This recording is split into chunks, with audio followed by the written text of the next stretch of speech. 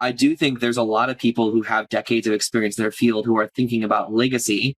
And sometimes they start these sort of like vanity personal brands where they're like, oh, it doesn't have to make money. I just need to like share my message with the world.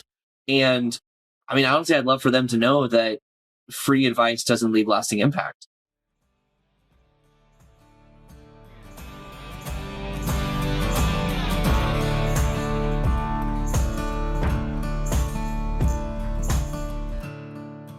You're listening to the 7-Figure Leap podcast. We're here to leverage rich relationships and smart strategies to take your business to the next level.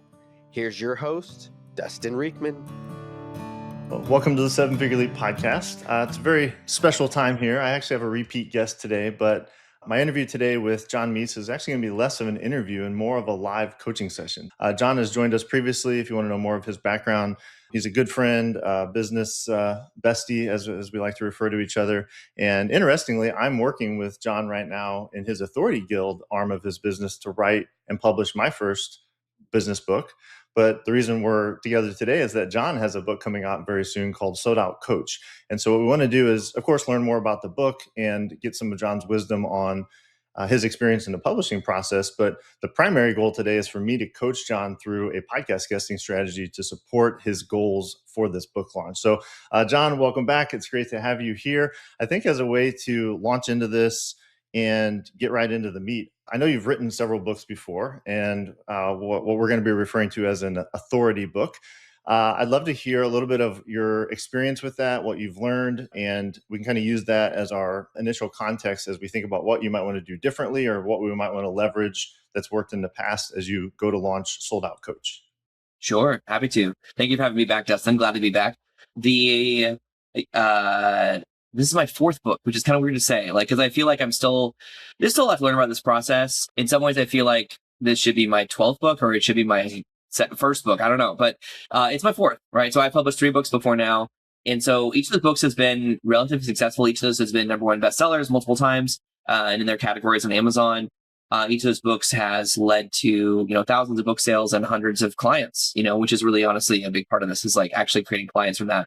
And I learned when I published my first book that the phrase, I am an author, is a life sentence. That once you say that, it completely changed how people perceive you, allows you to sort of skip the line in terms of credibility in your industry. And so that's something I've kept with me. And I think, and I'll always keep with me, right? Like I am an author, and dare I even say a best-selling author. I used to always say I was the author of the best-selling books, and I would like list the titles. But then last year around Black Friday, I got to a point where all 3 of my books were #1 bestsellers at the same time. And I was like, okay, I think at this point we can say it's probably the author who may be the common theme here. And then I started saying best-selling author. Yeah, you got to take on that identity. So with this book, I think just so the readers know like what this is about before we get into the specific strategy around marketing it, tell us a little bit more about Sold Out Coach. What's the problem it seeks to solve, and who's the ideal reader for this book? And then we'll get more into your goals for the book. But I'd love to talk about what this book is so that people can start to put that cap on when they think about how to apply these strategies to their own endeavors. Yeah, so this book is called Sold Out Coach, exactly how to earn $10,000 or more per month, group coaching, 90 minutes per week. And it's my full playbook that I already teach inside of my group coaching program, Sold Out Coach Club. So it's kind of meta because it's a book about how to sell group coaching based on my own group coaching program. And then my hope is also to use the book to sell my group coaching program, right? So there's like a lot of things going on there. Yeah, the book is called Sold Out Coach. My program is called Sold Out Coach Club, right? So there's natural affinity there. It's definitely the book that's the closest related to my offer. My last book, Serve to Sell, is exactly how to sell premium programs with 1 free coaching call, which has done great for creating clients for me. But that book is basically me double-clicking on one of the tactics I teach in my group coaching program and then turning that into a book, which has been great. There's been lots of reasons why I could say that book, I'm going to say as an example, that book definitely did better for me commercially than either of my other books before it, in part because I think 2 things. One is right out of the bat, the title communicates my authority, right? So that we talk about this in the Authority Guild, like the Authority Byline test of if you say like, I am John Meese, author of, try the title without the subtitle and see, does it do anything for you? My first book was called Survive and Thrive. John Meese, author of Survive and Thrive, does not tell you anything about what I am actually the expert of. And I used to joke, I used to say, it sounds like it should probably be like a wilderness survival book. And now there actually is a new wilderness survival book that's called Survive and Thrive that is now more popular than my business book, Survive and Thrive. So yeah, go figure. So, but with Serve to Sell, it immediately tells you a couple things right at the bat. You're like, oh, this guy is an authority on something related to sales or selling. And he's leading with Serve to Sell, which is a little bit of a paradox that makes you go, oh, I'm interested about that. I want to know, how do I have a service-based or approach to selling? Even on the cover, there's a dollar sign. For anybody watching on the video, if you're not watching the video, you just have to imagine this, or go to Amazon, look at it. But there's a heart and there's a dollar sign on the cover. So it's meant to kind of communicate this tension right off the bat. So that's great. I mean, that book, it's a short, useful book. People love it. People recommend it. And actually, one thing I think that is unique about that book that I don't have here is that it's a very flexible, it's like basically I'm giving people a tool they can take into a lot of different situations. So for example, right after that book came out, I got a chance to go in and so Donald Miller's book, Coach Builder, had just come out, and I got invited by our mutual friend, Macy Robinson, to go into the story brand community and to teach the Serve to Sell method. I don't think they're going to want me to teach the sold out coach method, because they have a book called Coach Builder that's also, I think, read, actually, now that I think about it. Anyways, it's close enough that it's confusing, right? Versus me coming in and teaching a sales technique, that opened up all kinds of partnership opportunities where people could have me in and teach that, and it helped their bigger framework. This book's my whole framework, right? And so, I mean, I'm happy to teach this. Don, if you're listening, I'm happy to teach this in the StoryBrand community. But I'm just like, but I just, I don't know. I have my doubts. So my other two books, my first two books were more of a leap to the product. Serve to Sell was sort of a, hey, this one tool, and you go, I want the whole toolbox, right? Now I'm selling the whole toolbox. So that's kind of where we're at. That's good. And I like that context, because before we can talk about how to market your book, an important premise is that you have a book that's marketable and you have a book that is aligned with your goals for your business, right? And that's why I'm working with John on my own book, because what precedes the launch and the marketing and all the things we're about to get into as a strategy is the book itself. What's the promise of the book? Obviously, the title and subtitle are a huge part of that. And you already started to allude to how you position a book opens or closes certain doors, right? So some books will be super niche or niche, right? And they will maybe open more doors from that standpoint, but they maybe aren't positioning you as the deeper authority for the type of transformation you can actually provide, which I know is a big part of what Sold Out Coach is. It's your full framework, and it's the full holistic approach to creating these sold out coaching programs, which is really what you're known for, more so than the sales technique that is part of that, right? So I think that's a really good primer. And so why don't we talk about, as we start to get into the strategy for this book, your goals for the book, right? Anytime I walk through strategy of any type, including for a book launch with podcast guesting, we always want to begin with the end in mind, right? Before we start talking about how many podcasts or which podcast or what stories do I tell, all of that needs to be aligned toward the outcome that you actually want to drive. And so you and I are both believers in this idea that useful books are the thing that we want to create, and useful books mean people want to read them, they do read them, and they spread by word of mouth. So I think, that's important to kind of say out loud. But when you think about all the blood, sweat, and tears you put into creating this book, and all the time that's ahead of you, and all the work you're going to do with podcast guesting and other ways to spread it, what's it going to do for you? And what does it need to do for you to say, yeah, this marketing strategy is really worth it and really feels aligned and something you can really get behind? Yeah. It's interesting. When you started to ask that question, I immediately started going to like the official goals in terms of like, we can talk about like book sales and, how when that turns into clients, that kind of stuff. But what actually surprised me, which is that every year I have at least 2 or 3 people that I talk to that tell me, I really wish I found your framework 3 years ago. That they say, and I hear this at least a half dozen times a year, of someone saying, I have wasted so much time and so much money trying to build my business online, and I've been so frustrated. And now I see that your path is simple and it works to, launch a single group coaching program that pays you at least $10,000 per month, group coaching 90 minutes per week. So you can buy back your time so that you can then go have time to create books or courses or memberships without the pressure of getting cash flow out of the gate. And there's so many people who told me, they're like, I wish I found this before. They're like, but I've already wasted so much time, so much money on these other strategies that just didn't work. They just didn't pay off. Sometimes in that case, I'm able to kind of rescue the person almost like a wounded dog and kind of bring them in and like say like, come on, we got you, But honestly, a lot of times I can. A lot of times people are like, all right, let's try it. But they're kind of already lost their spirit or they've lost their cash flow. And then I've just seen so many people give up.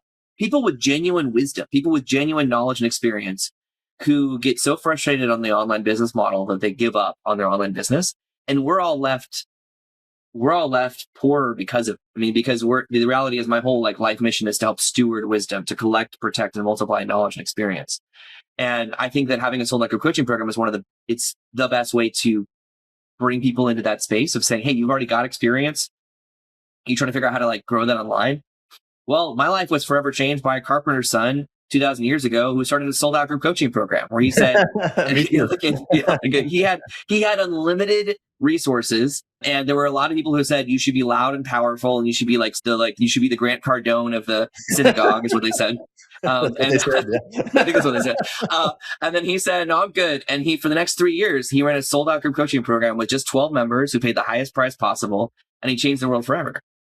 And so whatever you think of Jesus Christ, I know, Dustin, you and I have a pretty high opinion of him, but even if anyone listens who doesn't, you gotta acknowledge the fact that is an established authority, right? And his business was built off of an occasional Sermon on the Mount, not a Sermon on the Mount on Facebook Live every day, right?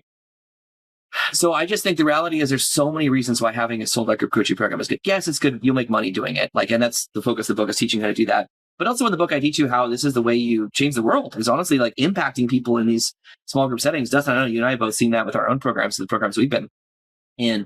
And so I just get really excited about saying the very nature of me having a sold out group coaching program is there is a firm limit on how many clients I can personally work with every year. And I actually just lowered rather than raised that limit this year. So because of that, I'm like, well, but the idea still needs to get out there to more people. So yes, I have commercial goals attached to the book, but the bigger idea is that I just want this to change the landscape in terms of making it a lot easier for really smart professionals to build sold out group coaching programs so they can make the world a healthier, wealthier, and happier place. Yeah. So the big transformation here is to empower really smart people, coaches, people with wisdom, lived experience, to be able to package that up and sell it profitably in a way that allows them to actually share that gift with the world without taking away from their own family values and other priorities, right? Hence the in 90 minutes a week as part of the subtitle. So I think we've really established your passion for group coaching and why this is the way and why this is what you're called to teach. So let's talk about the book itself, though, as a tool, because you're already doing that. You already have sold out group coaching programs. You haven't yet released this book. So why this book? What is the ends that this book is the means toward, right? Let's talk specifically about what is the job to be done of Sold Out Coach, the book, in this bigger vision that you have. And then we can get a lot more practical about, okay, how do we actually get the book in front of the right people to accomplish those goals? Yeah, I do expect that one of the rules that we apply at the Authority Guild that I've applied to this book is that it does need to be 100% DIY useful. And so my goal is that 100% of readers, when they read the book, we've already passed this test, run it through, where they can read the book, apply it, and they can have a sold out group coaching program.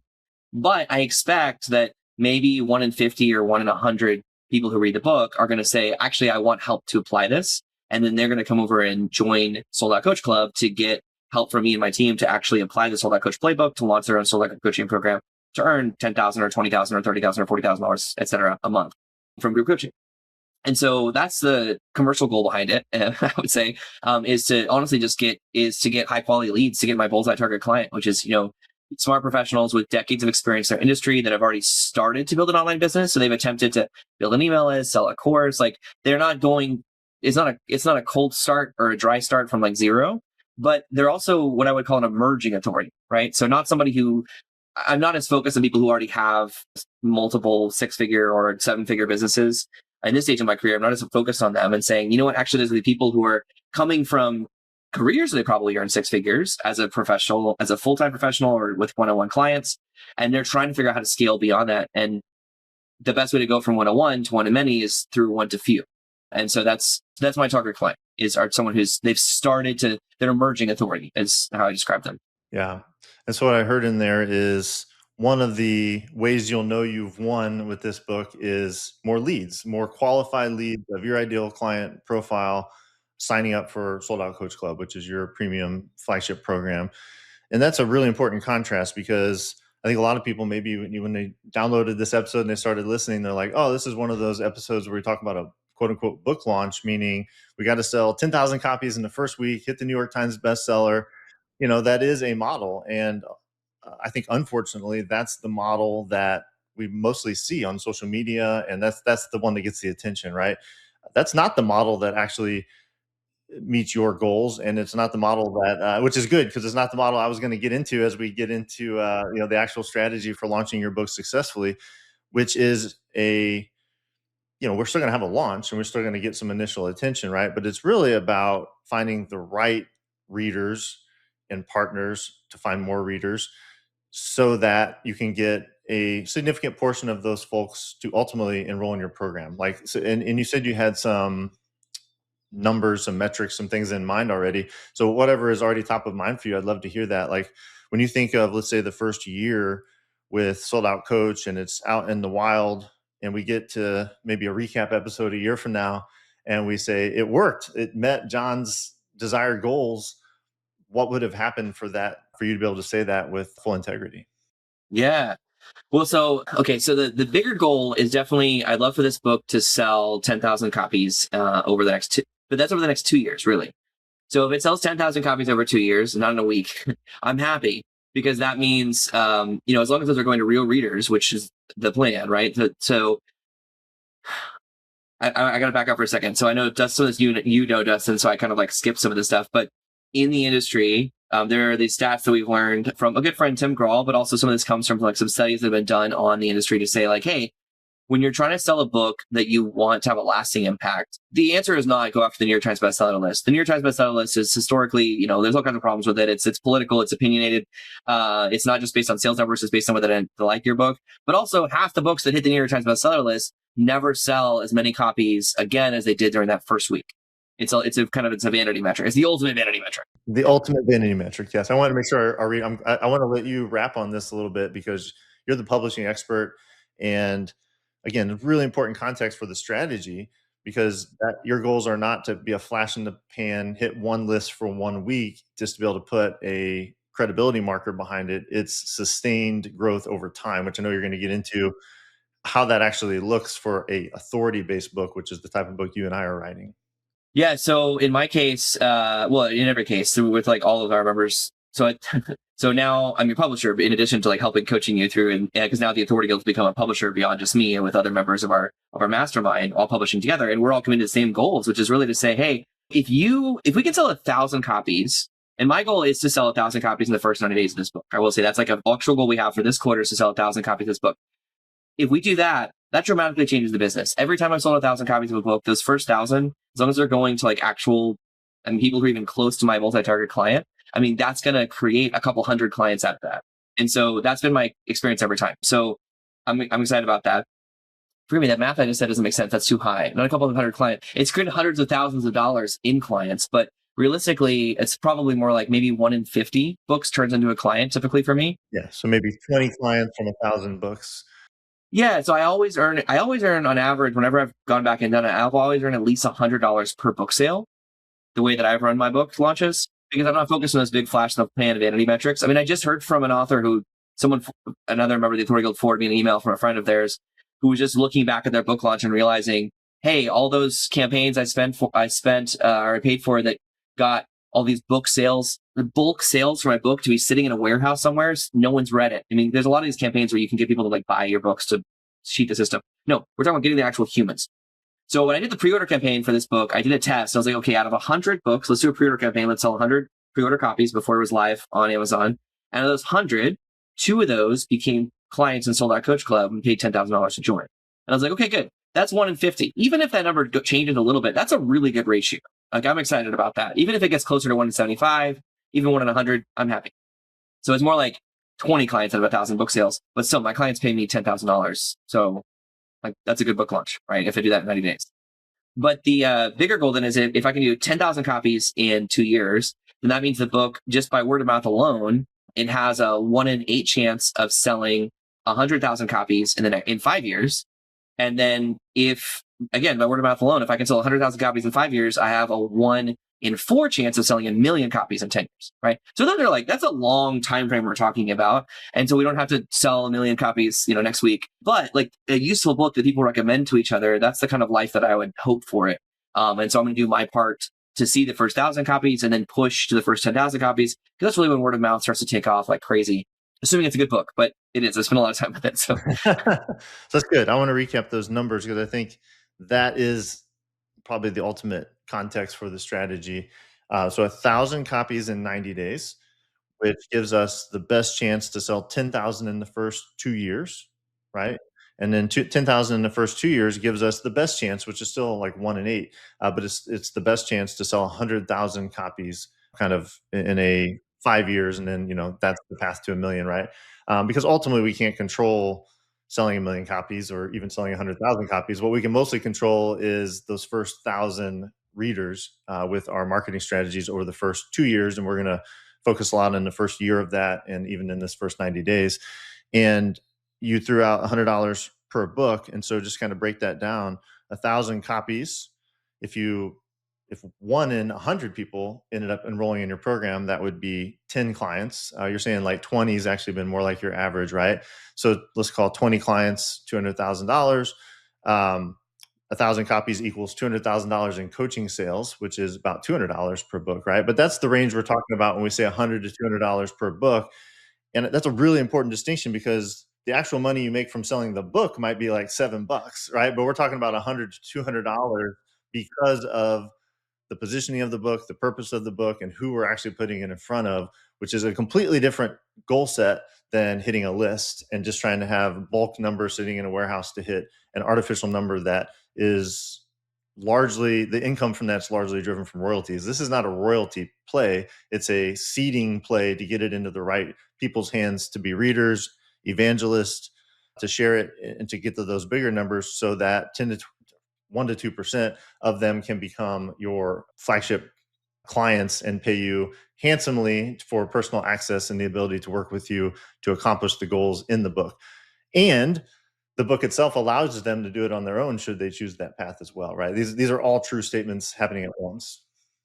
yes, and I want to emphasize that's also why the DIY useful thing is so important. Not just because it's a good practice as like a human being to write a book that's actually useful. I mean, I think that's a given, but also that's what allows you to get the word of mouth. Because if somebody reads a book and they're like, "Hey, this book is pretty good, but I think you actually have to hire the coach to get the actual like meat of it," like they're not going to recommend it to anyone, right? So it has to be useful so that they recommend it to the next person who becomes your client. And whereas with my last books, I was averaging more like over $100 a book sale. I think that's where this book is very different because it's so targeted. It's like, if you have no desire to create a sold out group coaching program, you're not going to pick up this book, right? Or maybe you're going to buy it, but you're not going to read it. And so it's much more aligned with my program versus Serve to Sell was close. Always Be Teaching, that was a leap. That was like, Always Be Teaching was like, hey, if you want to do stuff on the internet that like grows your audience and like, then you should have a sold out group coaching program. There's a pretty big leap there that you have to make, and it still worked. Yep. So sort of the prescribed path, and we're going to talk about the different ways that you can still get to the end goal, even if people don't directly follow this path. But sort of the path we're designing for, the typical path would be podcast listener becomes a book buyer and reader. That reader becomes a believer in you and your method, and they start to believe for themselves that this is something that's possible for them, which makes them a qualified lead. And then as a qualified lead, then they can become a sold out coach, prospect, and buyer, right? Like that would be, if everyone checked every box along the journey, that would be the journey that we're really designing for here.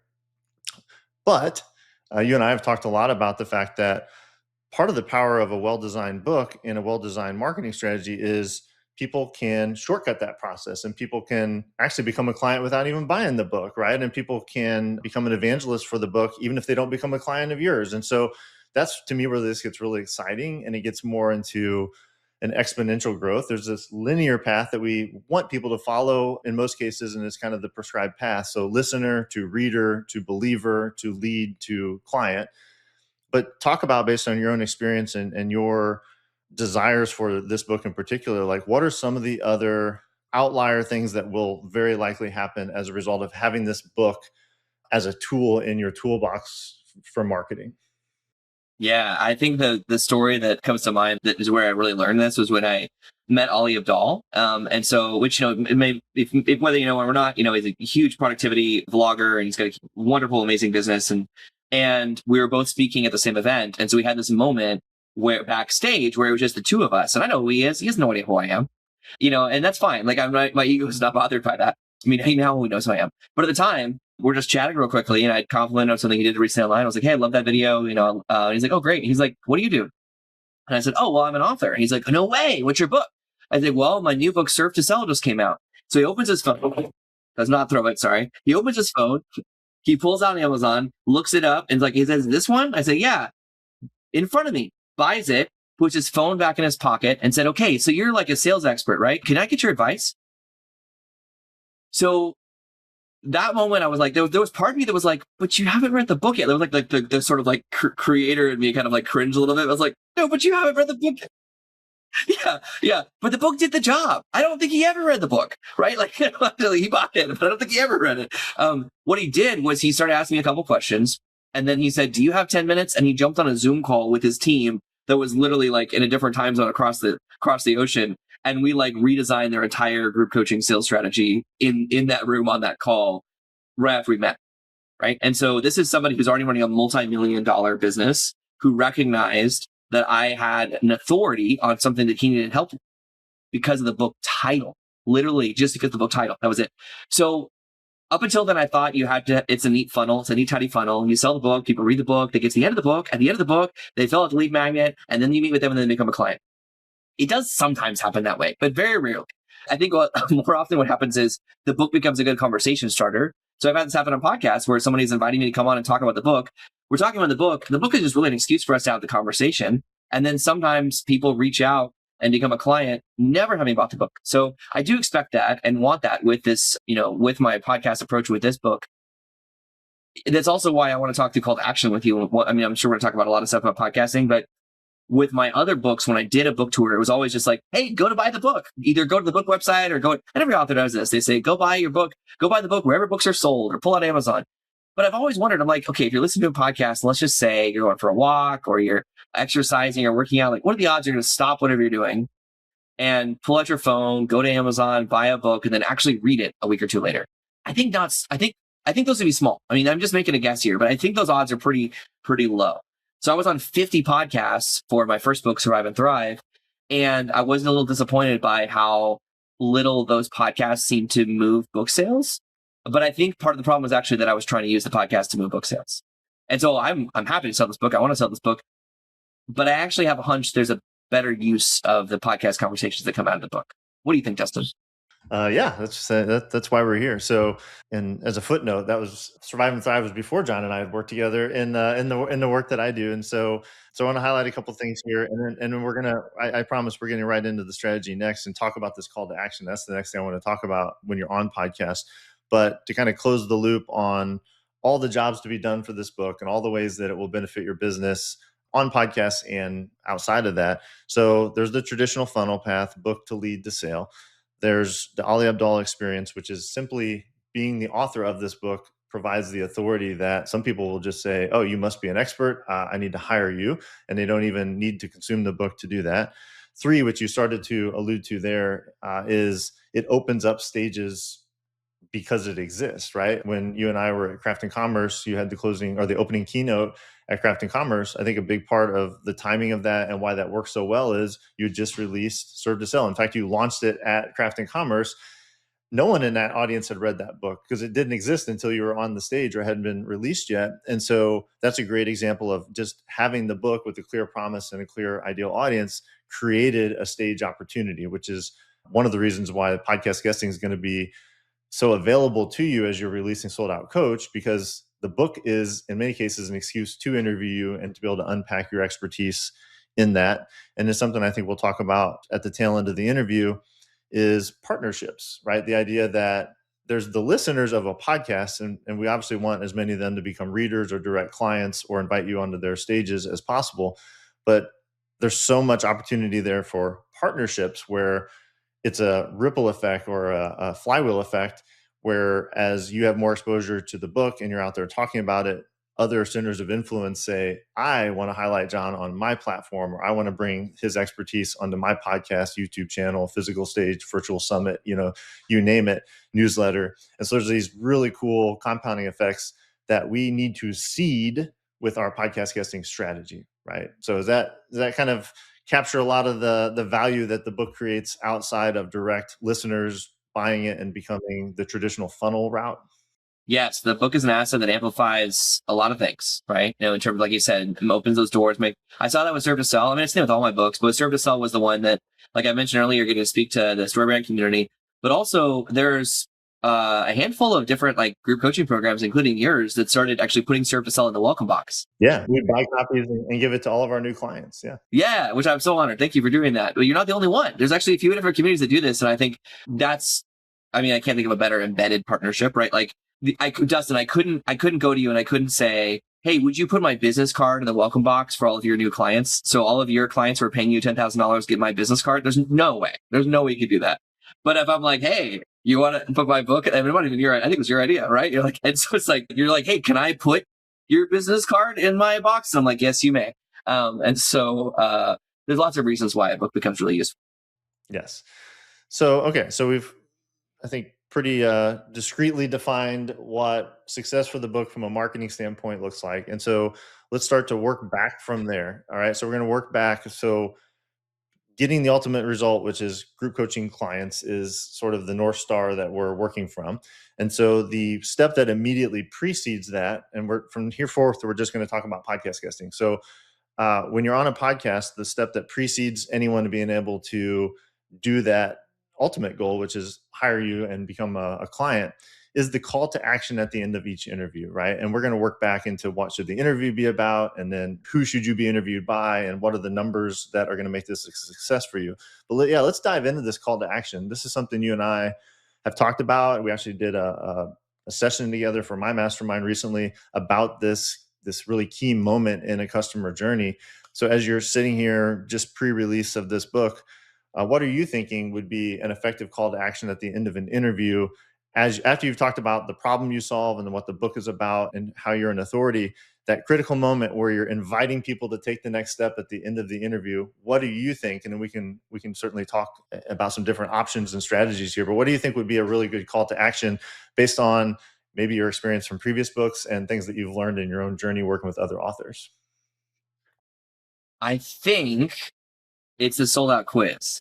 And this is something that's come out of conversations in your mastermind, your community. I was wrestling through this going, I will say with Serve to Sell, almost every podcast I was on, what I did was I gave away a free copy of the book, like an ebook.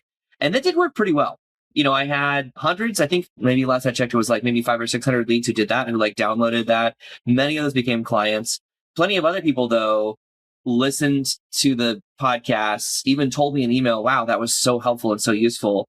And I was looking back and I was like, oh, they didn't actually download the ebook, right? And like this was coming up over and over again. And then I thought about it. And I was like, okay, I think the free ebook thing was a cool idea, but I also think there's a lot of reasons why it didn't work, right? If you're not an ebook reader, I mean, I just met with a guy last week. He told me, he zoomed out his camera and showed me these hundreds of books on his shelves. He's like, I don't do ebooks. So it's like if you're not an ebook reader, you're not going to download the free ebook. If you're not in a good place. As a sidebar there, I am an ebook reader, but unless it's already like synced into my Kindle, I'm not going to take the time to figure out how to do a Mobi file and get, all this stuff. So it's got to be seamless. And so I think that's similar to just a paperback or hardback reader. You're missing a big part of the market and how they want to consume a book, even if they did want to consume the book. But I know you're getting into maybe why consuming a whole book is not the right call to action anyway. Well, exactly. There's so many, like you just said, like I'm the same way. I've had people give me a free copy and I'm like, I'll just buy it on Kindle because I'm like, I don't want to.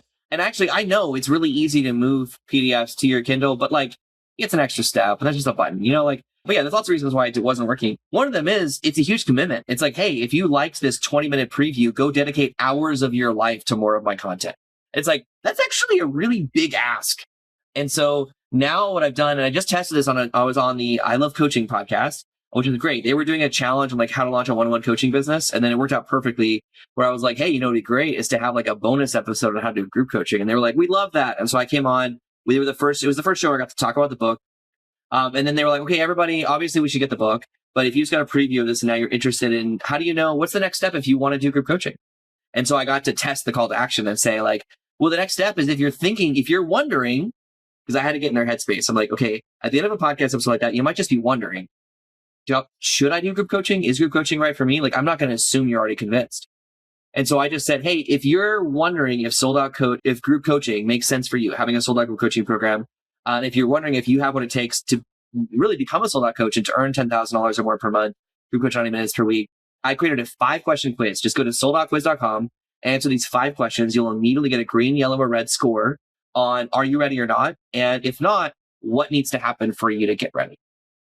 And I shared that, and instantly you could just like feel it. Like the hosts were like, that's so useful and helpful. People started taking the quiz as soon as the podcast came out. And that quiz is a much more direct call to action. Like, if you are ready, where it's like, amazing. Also, we should probably help you. It's a really great natural connection to my offer. So I think that's the call to action I should use every time, is the sold out quiz. What do you think?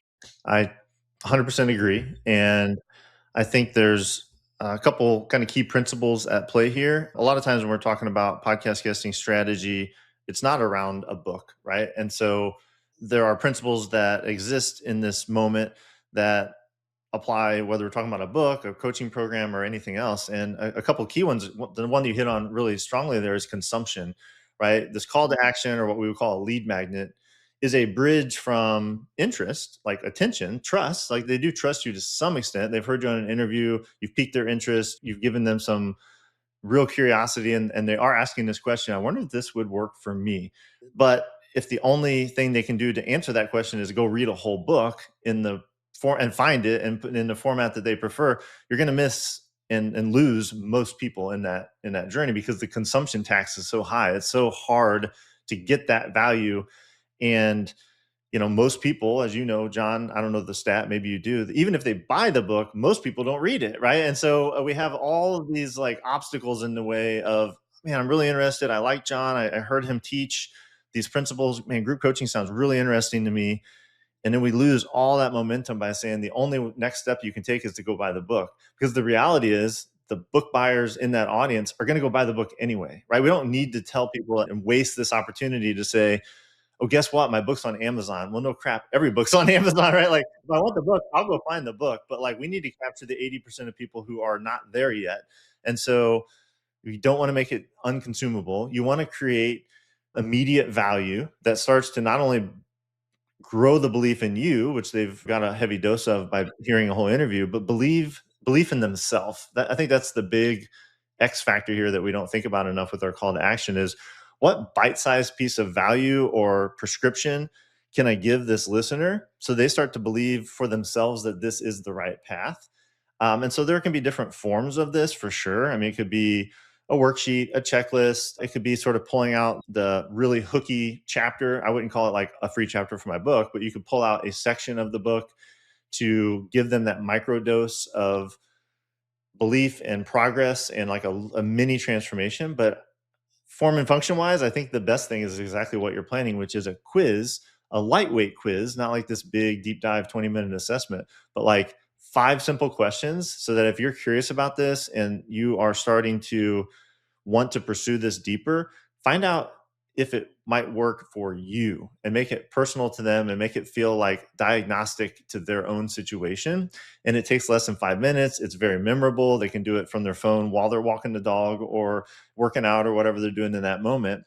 And so I think from the serving the listener and bridging them over into a deeper experience, that those are some of the big factors for why that's a really key call to action. And I think from your perspective, John, the reason the quiz works so well is you get to capture interest from people that haven't yet committed to buying the whole book, right?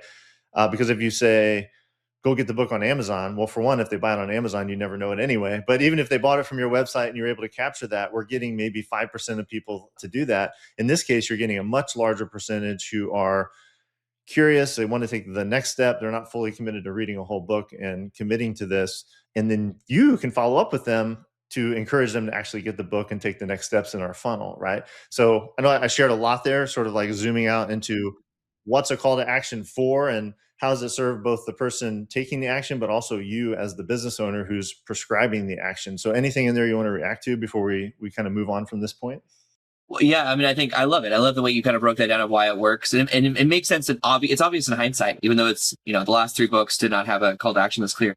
But yeah, so I'm excited about it. And honestly, I think even if somebody's listening to this and they say, "Well, yeah, but my goal is to sell books," I actually still think this is a smarter path: is to go straight into a lead magnet first, like this whole quiz, is because what I'm doing right now is when somebody takes the quiz, if they're almost ready, like they're not ready yet, they get a yellow light, they get this kind of AI generated advice that tells them, hey, here's what you need to do next to get sold out.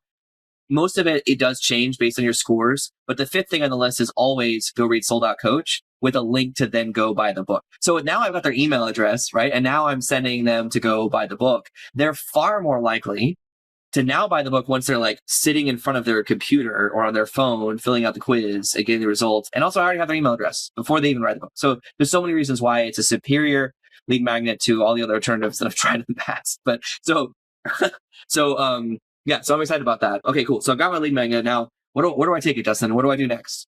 Yeah. So if you didn't see the video, the results page from John's quiz is the results of the quiz. And then right on the same page is the one-click button to go buy the book. So we're not losing the ability for people to buy the book. We're just providing a bridge for all the people who aren't quite ready to take the full step to the book. And then I'm sure from that page, there are people that are like, actually, I don't care about the book. I'm just going to book a call with the team and learn about this program because I'm not really a book person, but I really do want to do group coaching. So we're capturing as much possible interest and goodwill from an interview with this approach to the call to action. So, okay, so that's the call to action, which is, I would say, the second most important thing after establishing the actual goals for the book and the jobs to be done for the book, which we spend a lot of time on. So we kind of move back from there into a podcast interview itself. We need to think about what people need to believe from the interview in order to take that call to action we just talked about, right? And so when you think about specific to Sold Out Coach, John, maybe 3 to 5 key problems or key topics that you want to be known for.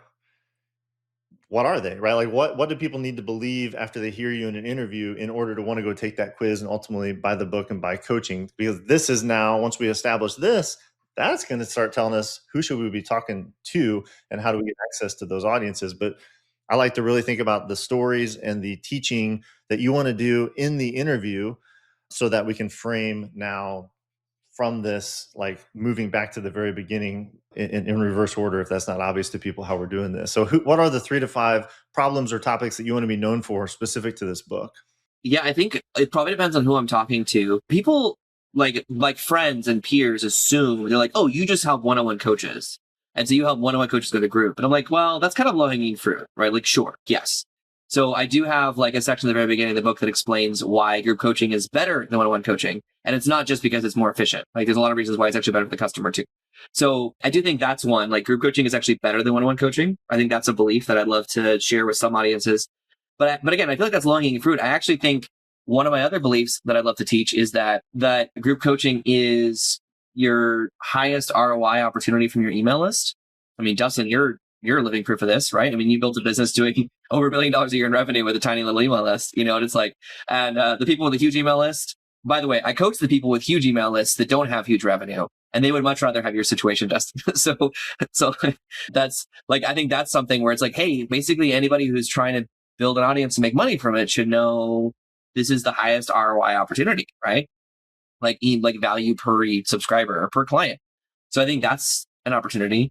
I think also there's this other opportunity I haven't really fully tapped into, but I shared this when I talked about my core mission of stewarding wisdom, is that I do think there's a lot of people who have decades of experience in their field who are thinking about legacy. And sometimes they start these sort of like vanity personal brands where they're like, oh, I don't have to make money. I just need to like share my message with my advice with the world. And I mean, honestly, I'd love for them to know that free advice doesn't leave lasting impact, which is it just doesn't, right? And so I'd love for them to know that you need to charge a premium if you want people to pay attention. That's a few things that come to mind. I'm sure there's more, but what do you think about those? I love those. And probably obvious to you, John, as we're going through this and the kind of the worldview I'm bringing to it, but to the listener, as John was expressing these major beliefs that need to be built for different audiences, they immediately start translating into buckets of audience, right? So there is a core message of one-on-one coaching. It has limitations and that group coaching is better. So there's like this whole pool of podcasts that focus on people who already do coaching, but you're there to build the belief that actually group coaching is the way to actually scale, grow your impact, have more leverage in the world. Like that's a bucket of listeners now. And then that second problem, which I really like, is how do you maximize the ROI from your email list, right? So you can start to think of all these creators and all these people who know to build email lists. They're great newsletter creators. They're great, maybe YouTubers or social media experts, and they've built big email lists, but they actually have very poor monetization strategies, right? So you coming on around the topic of sold out coach to talk about why sold out coaching programs are the best way to maximize the growth and leverage of your email list. That there's a whole pool of podcasts now who would love to hear that specific message. And then this third one, which I know is less fully baked, but I think really relevant, there are podcasts who cater to these more seasoned senior sort of second career, the fourth quarter of life sort of folk who have so much wisdom to share, and they have this false premise that they need to give it all away for free to leave a legacy. And you have this very strong stance to say, no, that's actually a disservice. What you need to do is charge a premium for your wisdom and knowledge so that you can have a real impact in the world. And so that's another now bucket of podcast opportunity where that's the core message. Now, in any of these interviews, you're still going to talk about the framework from the book. You're still going to probably talk about the steps. You're going to talk about your own story and why sold out coaching has been transformative to you and your clients. But the hook and the thing that you're going to go to that host and say, this is what I know about your audience, and this is why they need my message inside this book. It makes it so much more coming from a place of service, where, because I think an important thing to say out loud here is, yes, the book opens doors. I am personally not a fan of your podcast pitches saying, I'm John, I wrote a book, you should interview me about the book. It should instead be, I'm John, I see your audience has this problem. I am uniquely qualified to come on and help them solve this problem. And by the way, I have authority on this because I just wrote the book on it. You know what I mean? And the book is important, but it's not like the thing we lead with, because what we want to do is lead with the problem of the audience and how we're going to solve it in an interview. And then that solves all these downstream things that we've been talking about. So how does that feel to you in terms of what we would call plan in our step, which is identifying the pools or ponds of podcast opportunities that we want to focus on in our strategy? I mean, it sounds really exciting, honestly, because I'm like, that's kind of the pools or ponds are multiplying in my head already as you're talking. I'm like, yeah, wait, wow, there's a lot of audiences I haven't even thought about. Because specifically that last one I mentioned, which is the least developed, a lot of times I coach people who think that building an online business, like they have to be like a 17-year-old TikTok influencer and like post on like reels 3 times a day. And it's like, no, like if you're a 17-year-old and you've got all the time in the world, sure, do that. But for someone who doesn't, like, it's like if you've got the time, if the things competing for your attention are like, I mean, I literally met with 2 people last month who each earn over $1 million a year from their like brokerage firms that they've run for over a decade, both of them. It was like, they don't even know each other. It was just like, I was like, whoa. I was like, so that, like, for them, again, it's actually not about the $10,000. It's about the impact. But it's also the fact that they're like, I want to build an online business, so I guess I need to post on LinkedIn 3 times a day. And I'm like, no. They're like, it's like, you don't. That is the wrong focus for someone in that position with all that wisdom. Yeah, this is good. And actually, I was on, not even with this strategy, it was not even really about the book, but I was on the Online Course Show podcast recently, and I've gotten several clients from that. And I think part of that was because it's a podcast that's very specifically about how to sell online courses. And then he brought me on to say, like, hey, maybe you shouldn't sell online courses. Maybe you should sell a group coaching program. And people reached out and they were like, that was exactly what I needed to hear. It seems like online courses are dying. What do I do? So I feel like that's maybe under the same opportunity of like highest ROI per email subscriber, but it's also in the realm of just like, if you want to build your online business, this is the way. Yes, a different model for creators, right? And that's a different monetization model for creators, which is very timely because obviously the landscape shifted with AI and all the things.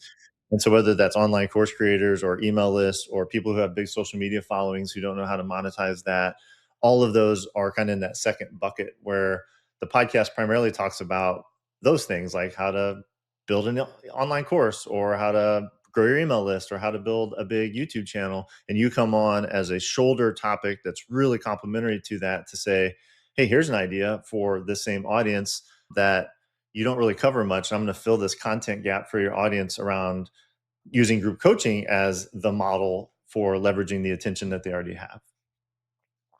Yeah. So awesome. So that, again, we're not going to get into writing the pitch and all that. But hopefully what you hear, John, and what the listeners hear is once you begin with the end in mind and then think about that call to action and what you want people to do at the end of the interview, then it's much easier to think about what beliefs need built to make people want to do that. And when you think about the different main beliefs that need to be built, they line up, of course, with the content of your book already.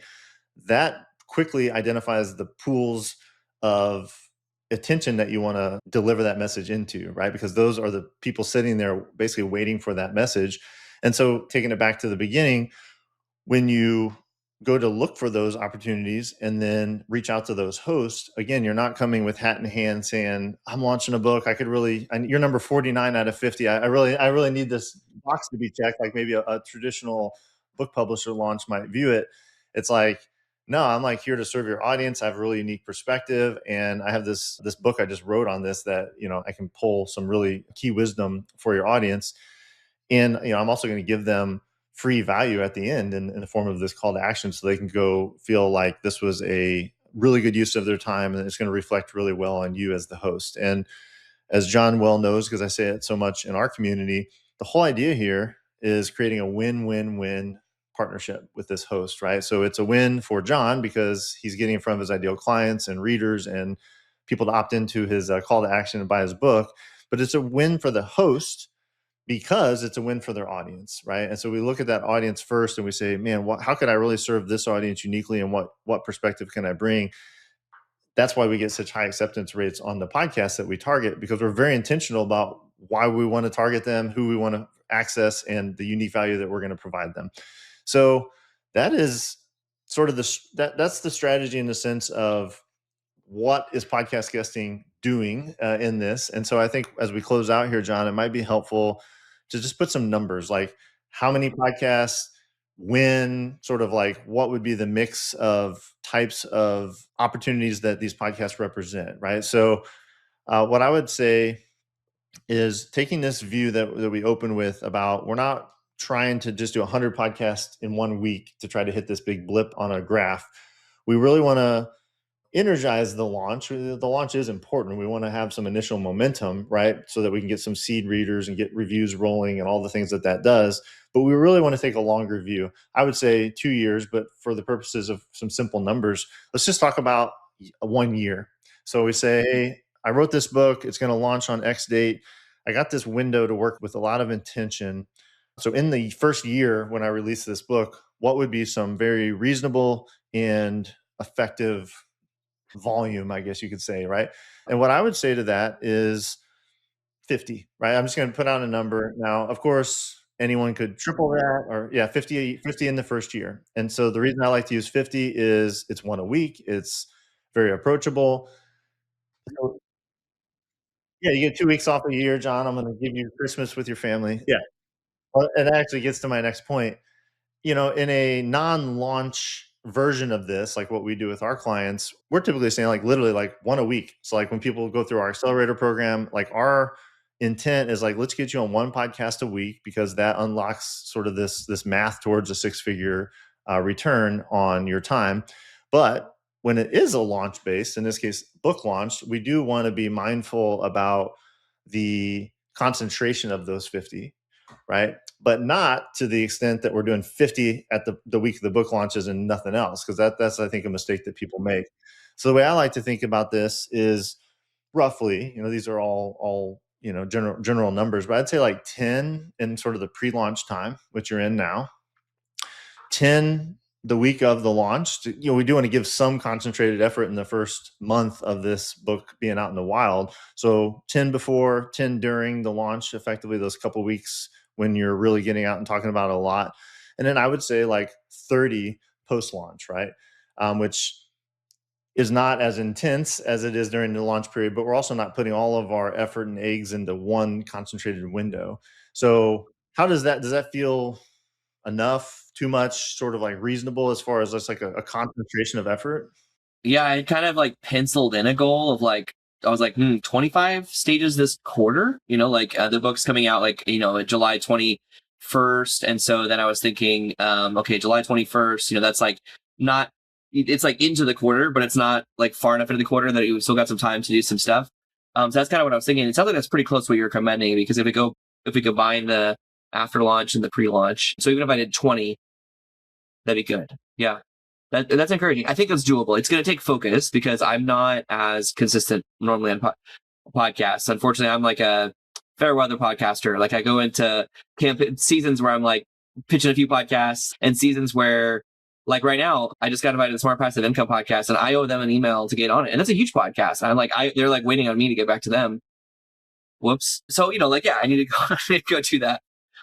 Well, I think that speaks also to what will be true for many of our listeners, is definitely true for you and for is we have relationships. And a lot of times we have these sort of dormant relationships that we just need to stir up a little bit because we have a reason to do so, right? So again, that's different than saying, I'm only going to do podcasts for 1 week. I'm going to do 100 of them in 1 week because that's my launch week.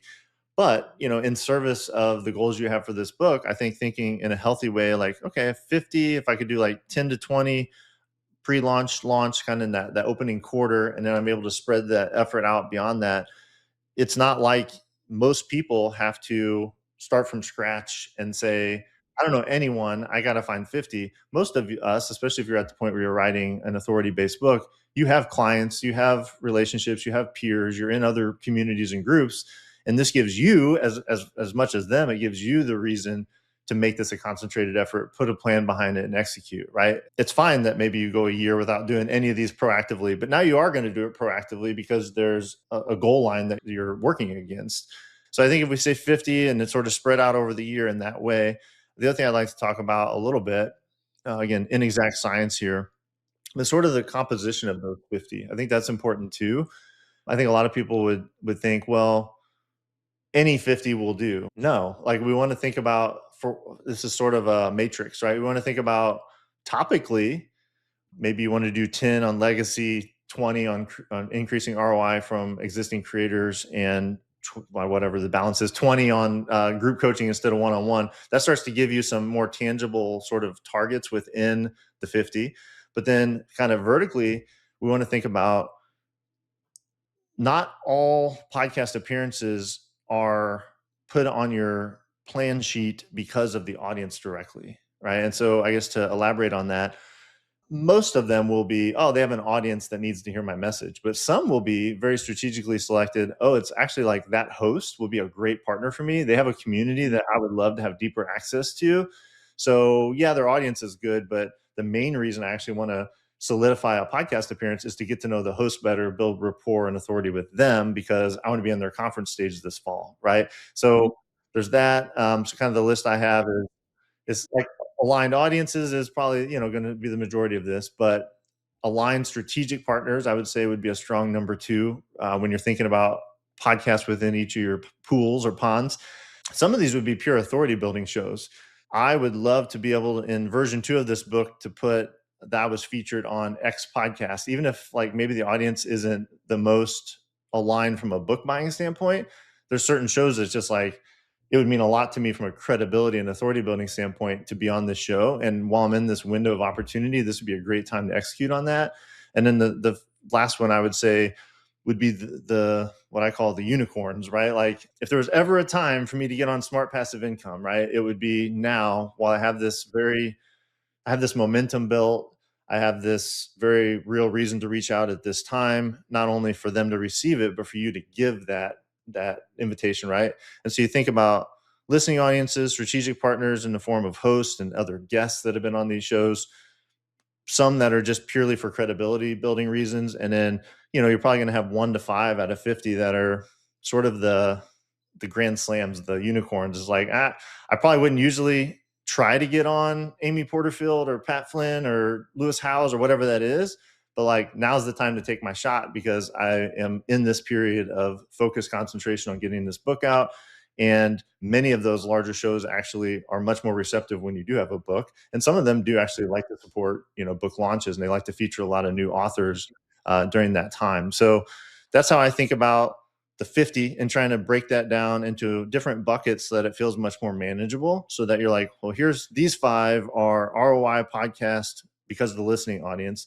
These 5 are just partnerships and community leaders and conference organizers and things that I really want to be in front of. And it makes that 50 a lot less vague, right? It gives you a lot more direction about how you're going to actually break down the strategy and to make it much more approachable for you.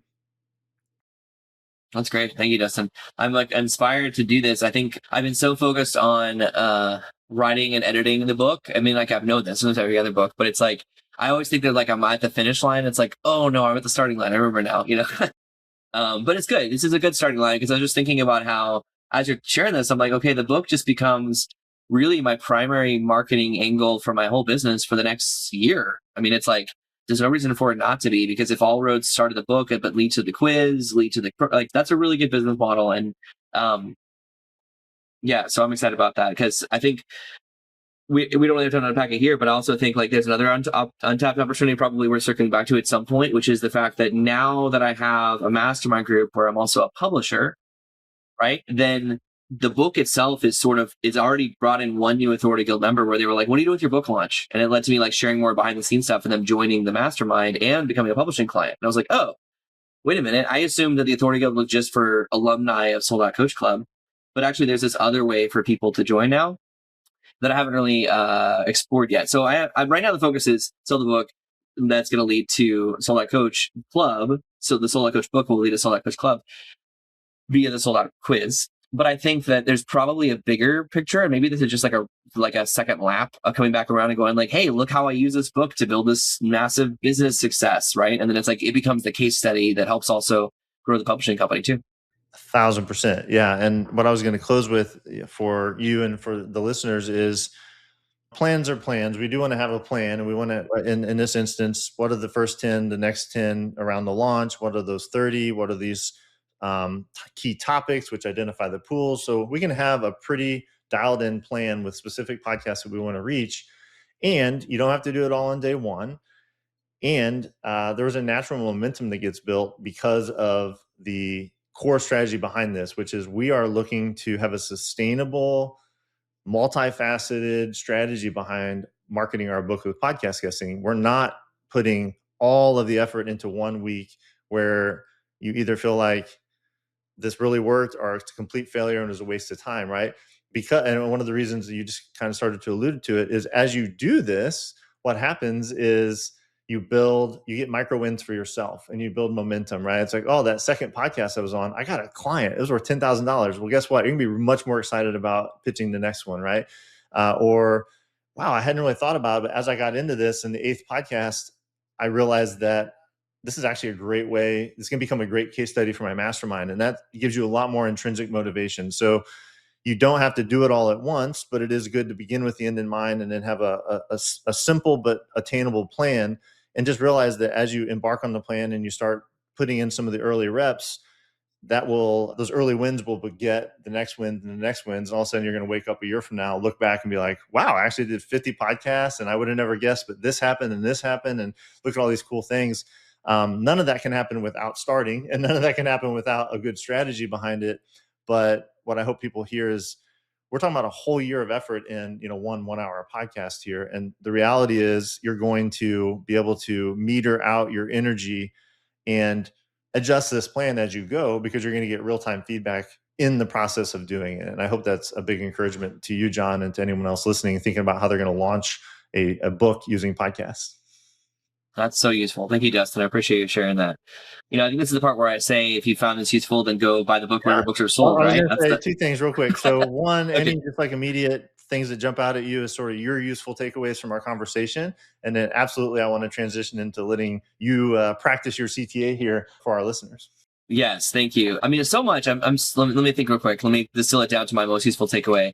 I think my most useful takeaway is honestly like talking through the pools of people that it's useful for, like, and how. Okay, no, here's what it is. It's the idea that there's a different version of the pitch for the book to different audiences that seems obvious in hindsight. But in my head, I was already drafting like the one pitch, and then I was just going to like shop that around and like who wants it. And talking it through the way you did, it's like, what are these different scenarios? What are the things the messages you want to get across? And then realizing, oh, actually, probably it's a different one pager for different audiences. Like maybe it's not all customized, and maybe there's 3 to 5 different versions of that. And so I need to think hard about that. And I don't need to think hard about that. I need to create that. So that's my biggest takeaway for sure. There's a lot useful, but that was definitely my biggest takeaway.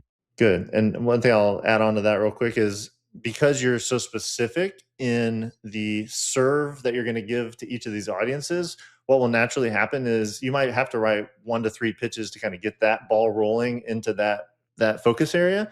But then at the end of that first interview, when you say, oh, you're a online course creator topic, who else do you know in your mastermind sphere of influence, previous guests who would really get a lot of value to have me on their podcast to talk about this for their creator audience? And you're going to immediately get 3 to 5 referrals for other podcasts.